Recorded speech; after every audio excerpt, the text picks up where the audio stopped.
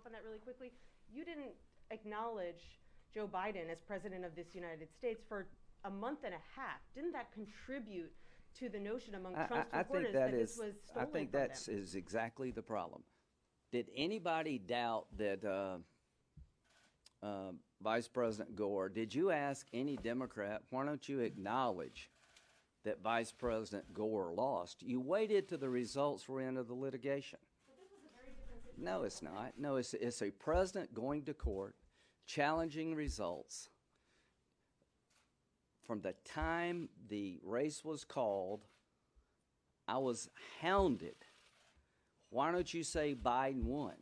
You wanted me to declare Biden the winner before President Trump had the right to go to court and exercise the same rights other presidents have had, and I chose not to do that. I said last night, Joe Biden is the president.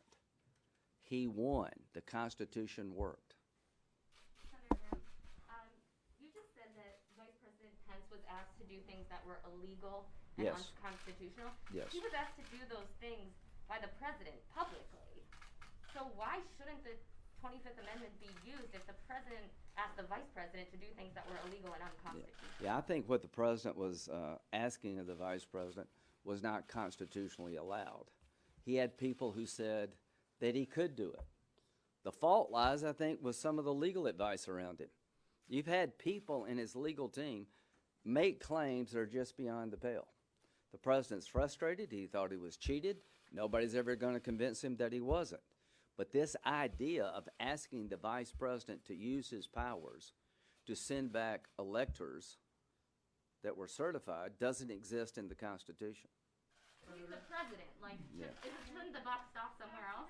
Back to your answer on the 25th Amendment, you said it would not be appropriate to invoke that right now. Do you trust the president not to incite the kind of violence that he promoted yesterday in the next 2 weeks?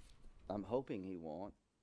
I'm hoping that he will allow Mark Meadows to continue with the transition, that he will start talking more about what he's done as president, focus on the threats we have coming from Iran, finish out the next 14 days in a way that will allow us to get a good start for Vice President Biden, that it does him no good, in my view, now to continue to attack the legitimacy of the election, because this election was legitimate and it has now been decided constitutionally.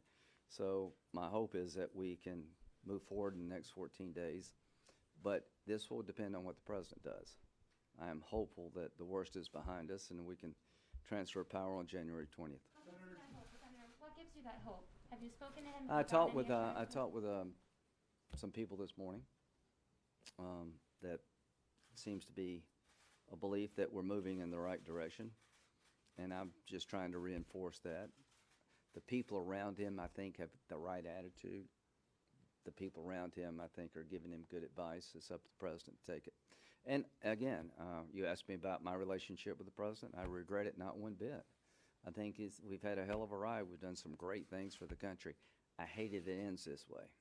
Senator, do you believe that the events of yesterday, his gambling event, have disqualified the president from seeking the office again in the future? I'm not worried about the next election. I'm worried about getting through the next 14 days. We'll talk about 2022 and 2024.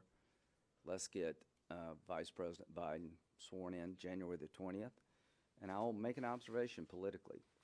If you're a Republican, been a tough couple of weeks. We lost Georgia. Two good candidates fell short. I'm confident that, from what I hear, the Democrats are going to overreach. If we can regroup, rebuild ourselves, get away from the fiery rhetoric and the conspiracy theories, that we'll have a chance in 2022 to take back the Senate and take back the House, but it's going to require us to go back to the blocking and tackling of conservative politics. Senator, can you respond to the Democrats? They're not only talking about the 25th Amendment, both Leader Schumer and Speaker Pelosi have used the word, talked about impeachment, pursuing impeachment. Can you just respond to what response would be from Republicans if they did that? I don't remember either one of them speaking up a whole lot during other crises. I mean, I like them both, but When they were burning Portland down in Seattle, they never said a word. When they were attacking Rand Paul, they never said a word. The guy that sort of stood out to me was Joe Biden. I thought Joe Biden did a really good job yesterday of talking about how bad this is and we need to get it behind us. And I'm telling you, as a Republican, I don't support an effort to invoke the 25th Amendment now. If something else happens, all options would be on the table.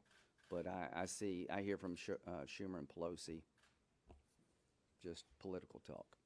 Senator, what kind of role do you think that President Trump should take in the next 13 days? Should he be more public? He's been banned from suspended from some social media platforms. And what kind of role would you like to see Vice President Pence play? Well, I'd like to see President Trump help unify the country. I don't know if he's going to come to the inauguration. It's up to him. I wish he would. I wish he would come and acknowledge that the transfer of powers has occurred, but that'll be up to President Trump. He shouldn't come unless he feels like it's the right thing to do for the country.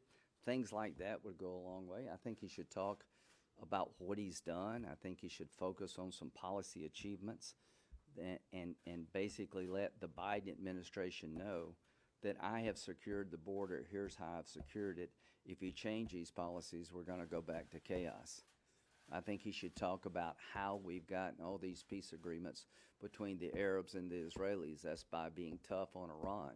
I think he should explain to the American people the successes of his policies, and that not only will be helpful to Vice President Biden, soon to be President Biden, but he will have a responsibility if he changes those policies. If I were the president, I would highlight what I've been able to do at the border and explain to the Biden administration this worked. How did we get these peace agreements between these Arab nations and Israel? How can you do more?